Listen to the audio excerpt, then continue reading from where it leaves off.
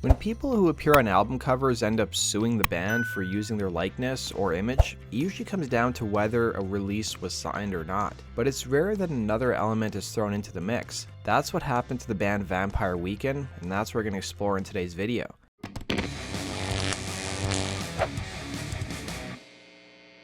Vampire Weekend would form in 2006 by 4 students attending Columbia University. Their first album, which was self-titled, would come out in 2008 and sold nearly 600,000 copies, impressive by indie standards. The band soon landed on the cover of Spin magazine, and they would release their second album through label XL Records titled Contra in 2010. The album cover featured a Polaroid of a girl. The photo was found by one of the band members who used the search terms New York City 1983 on the photo site Flickr. It was around the time of the album's release that the band's frontman Ezra Koenig would tell Pitchfork why they chose the photo for the album cover, saying, "The first expression that I read into her was some sort of hesitation. We had a lot of discussions trying to figure out how old this person was when the picture was taken. She could be 15 or 27. The ambiguity of her age and expression made me feel like she was on the cusp of something which really matches the vibe of the new album." When asked who she was, he would add, "I don't want to give away all the details about the photo just yet, but I learned that she's now living in Malibu," he would say. The band had offered the owner of the photo, a man named Todd Brody on Flickr, $5,000 to use his picture on their album cover, believing since Brody posted it to the site that he owned the copyright to it as well. Brody claimed to have taken the photo during a casting session for a television commercial several decades prior.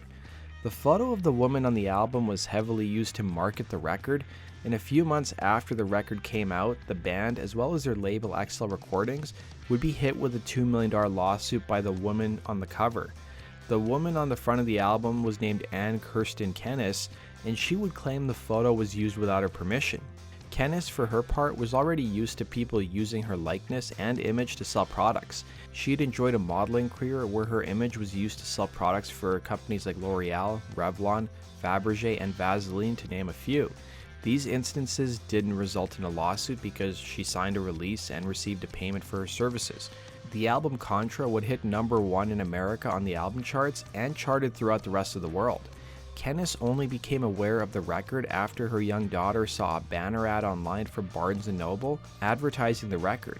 Kennis, for her part, had never heard of Vampire Weekend before, or even knew the photographer who claimed to own the rights to the photo. It was during this time that Kennis was going through a rebirth, as she was now retired from modeling after enjoying 10 years in the industry. She would meet her husband after developing something called Space Bear Teddy Bears, which are now called Cosmic Cubs Club.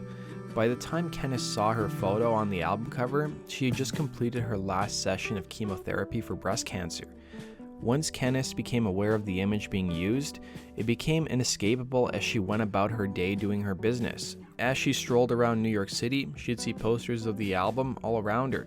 She'd hear Vampire Weekend playing in clothing stores she visited, and she'd even learned from reading the New York Times that the band was using her image during their live shows. Friends of the former model from as far as Europe would call her up telling her that they had seen her image in advertisements from their own countries too. According to Kennis, the photo was taken back in 1983. She would claim that she never signed a release form for the photo, and instead it was forged by the photographer who claimed to own the copyright to it. In one of the strangest parts of the story, Vanity Fair would write, and I quote, "If the Contra case does go to trial, the outcome could hinge on a key document. A model release form that appears to be dated July 30th, 2009. The date is crossed out and rewritten. The form is from Vampire Weekend to someone named Kirsten Johnson, with Johnson spelled Johnnsen, but it's spelled Johnnson elsewhere on the form, who signed her permission for the band to use her image for a fee of $1. The form contains no mention of Brody, but it does include an address named in the suit as Brody's residence. No release form from the 1980s has yet been presented in court," they would write.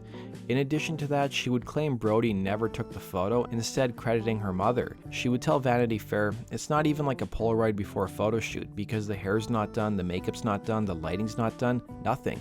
It almost looks like someone caught me by surprise." The other thing that's strange about the photo is that it's not taken in front of a seamless backdrop like it would be in a photographer's studio. You can see a door frame there and hinges right in the background, she would say. But Kennis's former agent Sue Charney would tell Vanity Fair, "To me, it's very clearly a Polaroid taken at a casting session." The band would stay mum on the lawsuit as it was the first time they were being sued in their career. In December of 2010, the band would file their own lawsuit against Brody, claiming he misrepresented owning the photo and claiming he should indemnify the band against any claims from Kennis. Some legal observers claim that if the lawsuit by Kennis against the band and their label went to trial, a judge may have ruled against the band, saying that they didn't do their due diligence to confirm who actually owned the photo. Then in August of 2011, it was announced that a settlement had been reached between Vampire Weekend, their label, and Kennis, in which she received an undisclosed sum of money. The lawsuit would eventually be dropped, but the band would continue on with their lawsuit against Brody. Then things took a strange turn. The band couldn't even track down Brody, as his lawyers would end up quitting the case by June of 2011. His lawyers claimed their client didn't return phone calls or pay invoices, with his attorneys Lavelli and Singer releasing a statement that read, "There's been a total breakdown in the attorney-client relationship." When he finally did respond, his responses were increasingly hostile and exhibited substantial animus towards the firm. Brody would end up representing himself in the case, and it's not clear what came of the lawsuit, but Vanity Fair would document countless charges against Brody throughout his career and his business dealings that left behind a lot of angry clients. Vanity Fair would write, and I quote, "There's quite a lot of stuff about Brody on the internet. An anonymous website called Todd Brody Fraud Blog accuses him of being, and I quote, a con man who presents himself as a producer, filmmaker, and photographer in order to gain income through deceiving others. The site would collect stories from anonymous tipsters who complain that Brody scammed them. Brody would refute these allegations, setting up his own blog to dispel the accusations." Brody would end up passing away in 2015. That does it for today's video, guys. Thanks for watching. Be sure to like button and subscribe. We'll see you again in Rock and Roll True Stories. Take care.